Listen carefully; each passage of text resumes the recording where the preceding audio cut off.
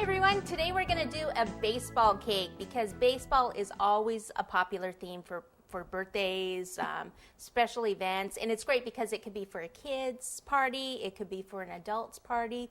Who doesn't love baseball, right? Maybe everyone but me. But I like doing baseball cakes. I just don't like watching baseball.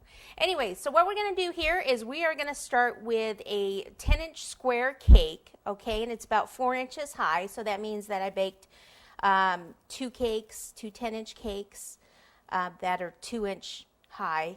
And then they're on a 10-inch square cardboard. I'm just going to take the top off here.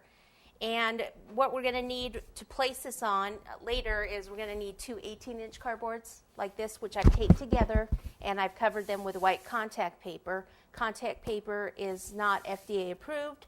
That's why our 10-inch cake is on a separate cake board that will be attached to this. That way, the cake won't actually be touching the paper. So always keep that in mind. There are some edible foil, or not edible foils, but FDA-approved foils out there, so you can use one of those instead. But you can get some really neat contact paper, and I like to use that.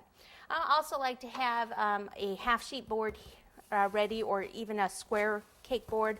Just when I'm going to cut this bit, but after I cut it, I like to place it on here to ice it. It'll make it a little easier, and then I just have a 10-inch round because I'm going to use this to kind of shimmy the cake, which you'll see in a minute to move it around. Okay? All right, so it's always nice if you have a serrated knife to do your carving. If you actually have one that's a little longer than this that actually would go all the way through your cake, that would be great. A little bit easier, but what I will have to do is carve through one side and then turn it and then get that other last area over on the other side. It's good if your cake is chilled. And you don't want your cake actually to be too fresh. I know that sounds funny, right? Too fresh. Just what I mean by that is don't bake it, fill it, put it together and expect to cut it and not have it fall apart. It's best if you actually bake it the day before, refrigerate it. You can even fill it the day before, and then you're ready to carve it the next day. That's would be an ideal situation. Okay, so what I want to do is I want my cake to kind of slant because this is going to be the playing field here.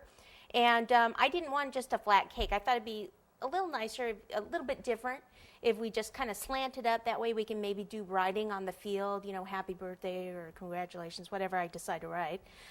So what I want to do, and this, when I carve it, it might, it might not be perfect the first, carve that I go through, but we'll be able to adjust it and make it work. So I want to go from this corner here, okay, and I want to start to cut down, and I want to go at at an angle here.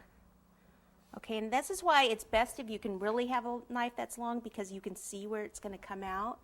But there we go. We want to come down almost an inch would be great. Now what I need to do is kind of turn this, and if I can kind of come back up on this side, and then what I did is I start to cut, and then you can kind of feel where I've already cut through the cake. Now it's a little too hard to just lift this off. That's why I have just an extra board. And if you have a square board, that's even better. But let me just kind of lift this off for a minute, place it down.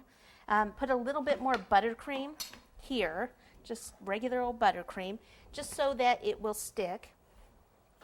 Okay, so let me just pop this on top here.